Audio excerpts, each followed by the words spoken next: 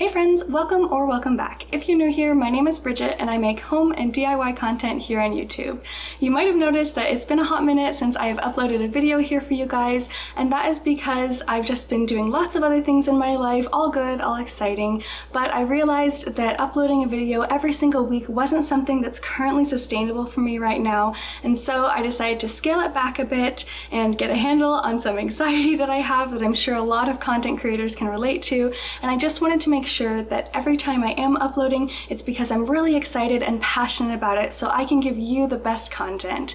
And with that in mind, I want to thank those of you who have followed along over on my Instagram at bybridgetdiy. You've all been so kind and wonderful and supportive, and I'm also of course grateful for everyone who subscribes to my channel here on YouTube.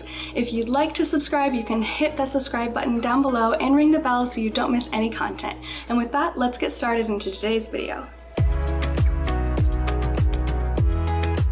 So today's video is actually going to be an intro to sustainable living. When you think of living eco-friendly and things like that, I kind of want to just give you my top 10 tips that can help you get started and make it seem a little less daunting and overwhelming. I feel like this is an area that often gets overlooked in the home decor space just because we tend to focus on buying new things, you know, maybe throwing things out, making our homes filled with beautiful items, and sometimes that can't be very eco-friendly if you're just doing it from this really consumer perspective.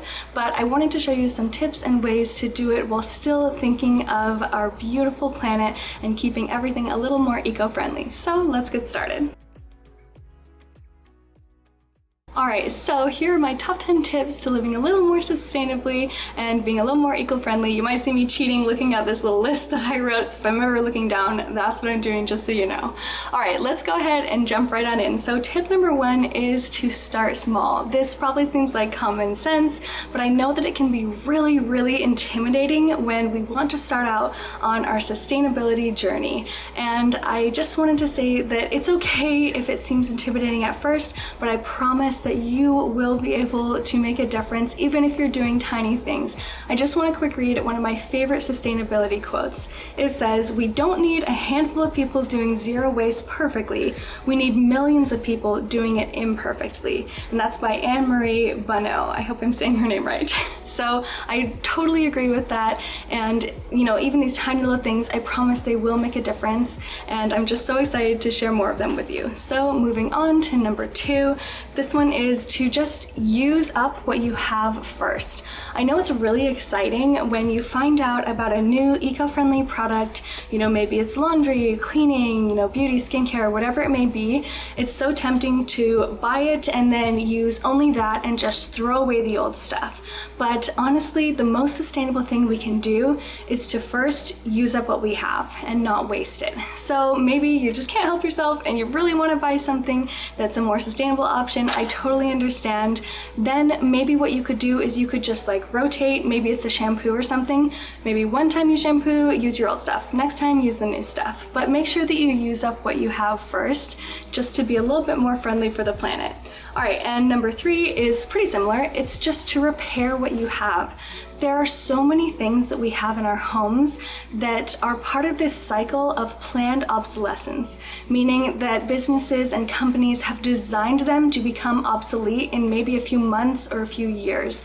And it's really unfortunate because it leads us to throwing things away and then just buying brand new products when we honestly probably didn't need to. So I just want to challenge you to see if maybe you can repair some of those things first. For example, we've got some string lights on our balcony that just stopped working, and we discovered all they needed was a new plug. So for less than $3, we went ahead and stuck a new plug on there and they work great again, and so much better than just throwing them away. Or for example, my husband loves swapping out the batteries in electronics that might seem like they're dead, but really it's just the battery, that's all it needed. So again, it's these little things, using up what we have first. Similar to that is number four, and this one is something that I kind of recently discovered and it's amazing. It's called visible mending. So when you think of your, you know, clothes or other fabrics, maybe, you know, your bed linen, stuff like that, often when they get a hole, we can just say, oh, you know what, they got a hole, I'll just toss them out, like they're not good anymore. but actually we can of course mend them, and we can really extend the life of these products, which is a really meaningful way to put fewer things in the landfill and to just get more for our money. What I love about visible mending specifically is that it's not necessarily meant to just blend in and look brand new. It's sort of more purposeful, sometimes with bright colors, things like that. And it also helps to break down the stigma of, only certain types of people have, mended, patched clothes. Like, that's not true. We all should be having mended, patched clothes that look like they've gotten used and loved over time. So I definitely have a favorite account on Instagram that I love to follow for visible mending. I will make sure to link that one down below in the description, and I highly recommend you check her out. All right, number 5 is to just shop secondhand. Again, this one might seem kind of obvious, but I think when it comes to maybe clothes or home decor items, we don't always think to try maybe thrifting first.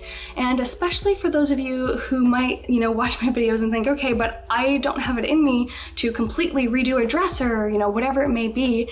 That's okay. You honestly could go to the thrift store or maybe an estate sale or something, and you'll probably find some really nice things that you don't need to change at all. You can just give them a second life in your home, and it is a really great way to not always be purchasing things brand new. All right, number 6 is to check out your city's recycling program. This one is really important because I think a lot of us just, used to think, well, if it's plastic, I'll throw it in the recycling bin and they'll take care of it from there. But honestly, there are usually only 2 types of plastic that honestly can be recycled again, and they are plastics numbers 1 and 2. So I would check with your city just to make sure. Some cities take more than that. My city only takes plastics 1 and 2. But just make sure that you're checking that, because if you just throw in random plastics, especially dirty food containers, it can kind of pollute and ruin an entire batch of plastic, and then none of that ends up actually getting recycled. I want to say the statistic is between about 5 and 9% of the plastics that we actually do put in our recycling bins actually get recycled and made into something else. So it's a really small percentage. So just to make sure that you are giving it the best possible chance of getting recycled, check which ones are accepted, and also just make sure they're rinsed out and kind of clean beforehand so there's no sticky food residue on them. All right, number 7 is to maybe just try buying things that are not in plastic in the first place. So glass and aluminum are particularly good materials that can be recycled almost infinitely. So next time you're at the grocery store, maybe you're looking at things and you see something in a plastic bottle, and then you see a version in a glass bottle. If you can afford to do so, go ahead and get the one in the glass bottle. It's going to be way friendlier for the planet, and the odds of it getting recycled are so much higher.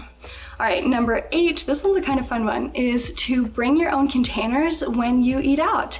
If you're going to a restaurant and you know you're gonna have leftovers, just bring a Tupperware from home and stick them in there. And then when you're done, you don't have to take home like a styrofoam clamshell container. And what you've got is, safe to microwave, and you're not throwing away one more thing. This one's super easy. Also, kind of along with that is, I know there are some places like Starbucks, for example, where you can bring your own reusable container, and they will prepare your drink in that container. Usually they give you a discount. For Starbucks, it's 10 cents off plus 25 stars or points to redeem later. And I just think it's a really cool way to make a difference. No more throwing away your coffee cup or your plastic container when you're done. It's super easy to do, and honestly benefits you as well. All right, so number 9, this one is absolutely one of my favorites, is to see if you have a bulk or a zero waste store in your area that you can go to, where you bring your own containers, you weigh them at the start when they're empty, you fill them with whatever you need for product, maybe cleaners, shampoo, conditioner, herbs, spices, dried goods, you name it, and then you weigh it again at the end, and they only charge you for the product itself. And this truly is zero waste, because you are not taking home any other container. You are taking home only the product itself in a container that you already bought, or usually they have containers there as well that you can buy. I really love this, and a great way to find out if they've got this in your area is to go on a website called litterless.com, and it's a really great resource. It's not the only one, but it's personally my favorite, where you can look up by state here in the US and even by city and just see if there are any of these stores in your area. We recently got one in my city, and I am so obsessed with it. Let me know down below in the comments if you want me to like do a vlog style sort of video where I go there and show you how it all works. I would love to do it, honestly. And they're just an amazing resource, and it's a great way to support a small business. All right, so number 10, this one probably will not surprise you at all, but is to have houseplants. Obviously, I've got lots of them and I really love them. Of course, they help to kind of clean and purify the air a bit, but even more importantly, they are clearly completely biodegradable and compostable, and they take the space of maybe other sculptural items and things in your home that you might want to switch out after a few years. You know, the types of things you might not always love. With a plant, it's something that grows and changes with you. You know, you can propagate it, you can make more. It's just really beautiful. It's honestly considered a neutral when you're styling your home. Plants look good in basically any space. So there are just so many benefits to them, and they are usually a pretty affordable way to just create a beautiful space. And I actually do have a bonus tip as well, tip number 11, and this is one that I recently discovered.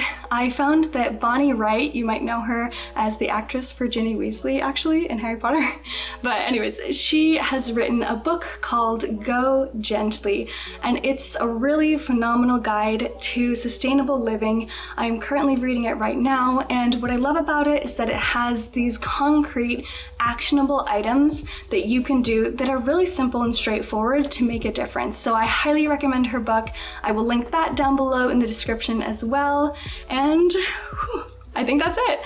I know that was kind of maybe a long sort of list, but I hope that these things seem approachable and actionable and just things that you could really incorporate in your own life. Again, like I said, this is going to be a video that is sort of like an intro. Eventually I will go room through my own home and give you other tips and ideas and ways to have a beautiful space, but do it sustainably. Oh my gosh. I think I'm getting tired. Anyways, you get the idea. I appreciate you all so much. If you found this helpful, give it a thumbs up and don't forget to subscribe, and I will see you guys next time.